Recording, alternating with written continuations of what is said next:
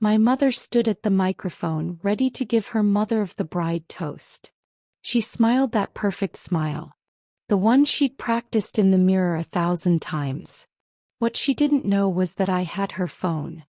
And I was about to read every single text message she'd sent about me.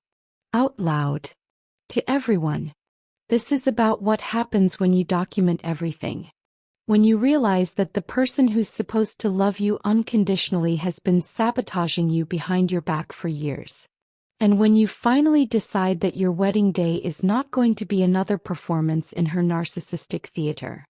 You're going to learn how patience, documentation, and perfect timing can create the most satisfying moment of vindication you've ever witnessed. But sometimes the best revenge is simply the truth. My name is Jessica and I'm 31 years old. For as long as I can remember, my mother has been the center of every universe she enters. Not in a warm, nurturing way. In a controlling, everything must revolve around me way. Growing up, I learned early that my achievements were only valuable if they reflected well on her. When I got into Yale, she told everyone at her country club within hours. When I struggled with anxiety in college, she told me I was being dramatic and to stop embarrassing her. My fiancé, David, saw through her immediately. We'd been together for 4 years and he'd witnessed countless boundary violations. The surprise visits. The guilt trips. The way she'd cry if I didn't call her every single day. He called her a covert narcissist, after reading about it online.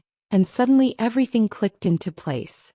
When David proposed, on a beautiful beach in Santorini, just the two of us, my first thought after yes, was dread about telling my mother. Because I knew she'd try to make the wedding about her. And I was right. Stay with me here because what she did during the wedding planning was just the beginning. The moment I told her we were engaged, she cried. Happy tears, I thought. But within minutes, she was already planning her vision for my wedding. You'll want a spring wedding, she said. Outdoors. At the country club. I've already spoken to the event coordinator. David and I wanted a small, intimate ceremony. 50 people max. A garden venue we'd found that felt magical. October when the leaves were golden. She wanted 200 guests. A ballroom. A live orchestra. And she wanted to invite people I hadn't seen since I was 8 years old. Her friends, her colleagues, people who would praise her for throwing such an extravagant event. When I pushed back, she cried. She said I was ungrateful. That she'd dreamed of this day my whole life. That after everything she'd sacrificed for me, I owed her this one thing. So I tried to compromise. We increased the guest list to 75. We picked a venue that could work for both our vision and hers. A historic estate with gardens and a beautiful indoor reception space. But every decision became a battle. The dress. She wanted me in the poofy ball gown she'd picked out. I wanted the sleek modern gown that made me feel like myself. The flowers. He wanted white roses. Traditional, classic. I wanted burgundy dahlias and eucalyptus, romantic, moody. The menu. The music.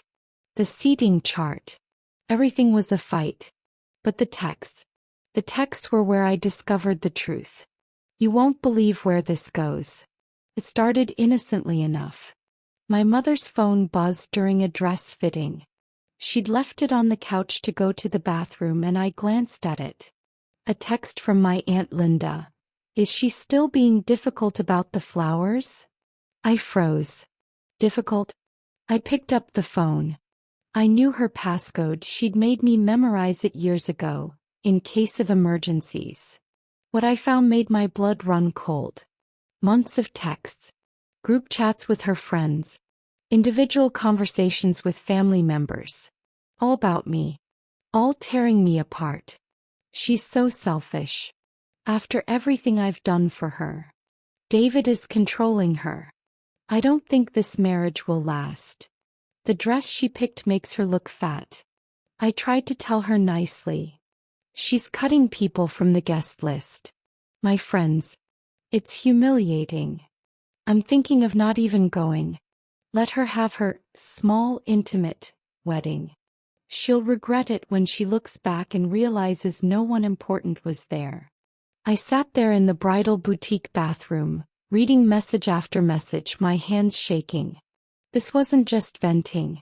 This was a coordinated campaign to paint me as a bridezilla, an ungrateful daughter, a person making terrible decisions who needed to be managed and controlled. And the worst part? Multiple family members were validating her, agreeing with her, joining in the criticism. When I came out of the bathroom, I was a different person. I smiled. I told her the dress fitting went great. And I started documenting everything. The breaking point came 6 weeks before the wedding. My mother called me crying. She'd just gotten off the phone with the venue, she said. There was a problem with the date. They'd double booked. We'd have to move the wedding to a Sunday afternoon instead of Saturday evening, or switch venues entirely. I panicked. I called the venue immediately. They had no idea what I was talking about. No double booking. No problem. Everything was exactly as planned. She'd lied. Completely fabricated a crisis to create drama and control the situation. That night I sat down with David. I showed him the texts I'd been screenshotting for the past month. His face went from shocked to angry to determined. "What do you want to do?" he asked. I wanted to uninvite her. I wanted to never speak to her again. But I also knew that would create a permanent rift with some family members who didn't know the full story, who would only hear her version of events, that her daughter cruelly excluded her from her own wedding. So I came up with a different plan. I would let her come. Let her play the doting mother of the bride. Let her give her toast. And then I would read her text. Every single one. David looked at me like I was crazy. "Are you sure?" he asked. "This will detonate the entire family." I nodded. "I'm sure. Because this is the only way people will actually believe me. I've tried to tell them before and she always spins it. But her own words in front of everyone? She can't spin that." For the next 6 weeks I became a documentarian. I continued to screenshot every text message. I organized them chronologically. I created a backup on 3 different cloud services, just in case she somehow found out and tried to delete them. I researched the psychology of public exposure for narcissists. I learned about something called narcissistic collapse. What happens when a narcissist's carefully constructed image is shattered in public. I knew there was a risk she'd completely melt down, but I also knew that my Aunt Sarah, who's a therapist, would be there. And my cousin Mike, who's built like a linebacker. I'd have support. I practiced my speech. Not in front of a mirror. That felt too performative. Just in my head over and over, making sure I could keep my voice steady. Making sure I could get through it without crying. The hardest part was acting normal. Letting her continue to help with wedding planning. Letting her think she'd successfully manipulated me into compromising on things that mattered to me. She chose the champagne for the toast. Expensive stuff. Because of course she did, she wanted everyone to comment on it. She hired a professional photographer, her photographer friend who she'd insisted we use, and gave her specific instructions to capture authentic family moments. She wanted pictures of her with me looking like the devoted mother. What she didn't know was that I'd spoken privately with the photographer. Explained the situation. Asked her to capture my mother's reaction when I read the texts. The photographer, who'd apparently dealt with difficult mothers of the bride before, agreed immediately. I also created a private group chat with David's parents, my maid of honor Rachel, and my cousin Mike. I told them exactly what was going to happen. I asked them to stay close in case my mother tried to leave or cause a scene. Rachel asked me one last time the night before the wedding, "Are you absolutely sure you want to do this? There's no going back." I was sure. This is where it gets good. Keep watching. The wedding ceremony was beautiful. Exactly what David and I wanted. Small, intimate, emotional. My mother smiled through the whole thing, dabbing at her eyes with a lace handkerchief she'd specially ordered. The reception started perfectly. Cocktail hour, dinner, first dance. I was genuinely happy. This was my day, and for a few hours I let myself forget what was coming. Then it was time for toast. The best man went first. Funny, heartfelt, perfect. My matron of honor went next. He had everyone laughing and crying. Then it was my mother's turn. She stood up, smoothed her dress, an inappropriately bridal-looking cream gown that I'd bitten my tongue about, and walked to the microphone with a champagne glass in hand. "I've been waiting for this day for 31 years, she began. Her voice was warm, practiced, perfect. The day my beautiful daughter married the man of her dreams. He talked about my childhood. Carefully selected anecdotes that made her look like a devoted, selfless mother. He got a few laughs. A few ahs. She was performing and she was good at it. Then she raised her glass. To Jessica and David. May your marriage be filled with as much love as I have for my daughter." People started to raise their glasses. But I stood up. "Actually, Mom, before everyone drinks, can I say something?" She looked confused but smiled. "Of course, sweetheart." I took the microphone from her. My hands were steady. "Thank you for those kind words, Mom. Really. I thought it would be nice for everyone to hear what you actually think about me in this wedding. Since you've been so generous with your opinions in private." The room went quiet. Confused looks. David gave me a small nod from his seat. I pulled out my phone. These are text messages my mother sent over the past 6 months. To family members. To friends. About me, about David, about our wedding. I started reading. March 15th to Aunt Linda. She's being impossible about the guest list. I'm so embarrassed. My friends are asking if they're invited and I have to tell them no because Jessica is being selfish. My mother's face went pale. "Jessica, what are you?" I kept reading. April 3rd to her book club group chat. "The dress she picked makes her look fat."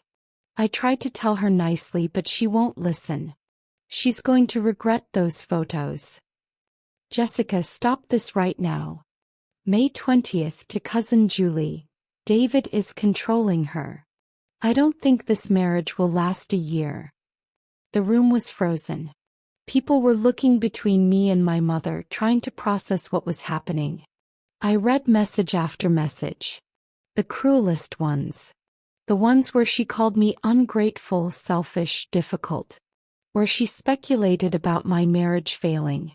Where she criticized my body, my choices, my character. With each message, her face went from pale to red to purple. She tried to interrupt several times, but her voice came out as strangled sounds. Finally, she started crying. "You're humiliating me," she sobbed. "In front of everyone. On your wedding day." I looked at her. "No, Mom. I'm letting everyone hear your own words. Words you said about me. On what was supposed to be the happiest time of my life, you were tearing me apart behind my back." She looked around the room desperately, searching for allies. But Aunt Linda was staring at her phone, face pale, probably realizing her responses were in those screenshots too. My grandmother looked disgusted. David's parents looked shocked but supportive of me. I was just venting, she tried. Every mother needs to vent sometimes. You took this out of context. I scrolled to one more message. June 10th to your therapist friend Margaret. I'm thinking of not even going to the wedding. Let her have her little garden party. She'll realize too late that nobody important was there. She'd threatened not to come to my wedding. To family friends. While smiling to my face and pretending to be supportive. I'm done, Mom, I said quietly. I'm done pretending your behavior is normal. I'm done protecting you from consequences. Everyone here now knows exactly who you are." She stood there, frozen, tears streaming down her face. Then she grabbed her purse and ran out. My stepfather, who'd been silent this whole time, got up and followed her. The room was silent for a moment. Then my grandmother started clapping. Slowly at first, then faster. David stood and wrapped his arms around me. Rachel joined in the applause. Soon the whole room was clapping. The rest of the reception was actually amazing. Once the shock wore off, people came up to me one by one. Cousins who'd dealt with her manipulation for years. Family friends who'd suspected but never said anything. Even my stepfather came back alone and apologized for not standing up to her sooner. Aunt Linda approached me, crying, and apologized for participating in the group chats. She said she'd always felt pressured to agree with my mother and didn't realize how damaging it was. My mother, as predicted, had a complete narcissistic collapse. She sent me 17 text messages that night, oscillating between rage and victimhood. "You're dead to me. How could you do this to your mother? Everyone thinks I'm a monster now.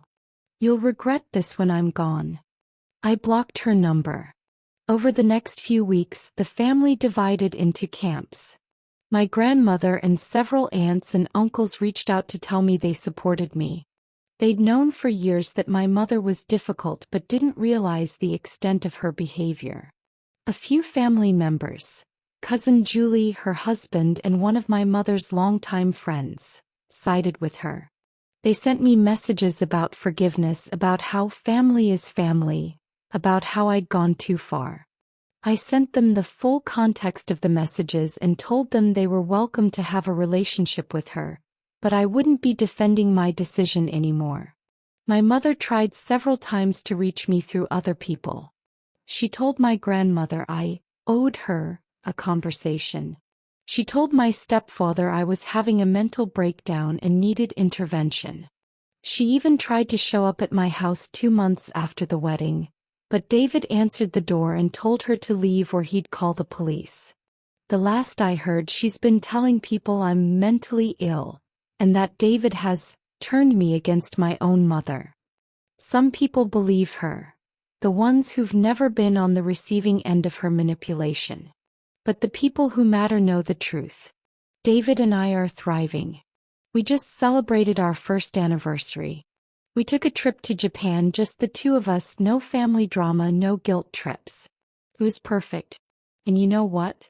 I don't miss her. Not even a little bit. I miss the mother I wish I'd had. The one who would have been genuinely happy for me. But the woman who raised me. The one who saw me as an extension of herself rather than my own person? I don't miss her at all. So what did I learn from all of this? Lesson 1. Documentation is everything. If I hadn't had those screenshots, it would have been my word against hers. And she's a master manipulator. People would have believed her version of events.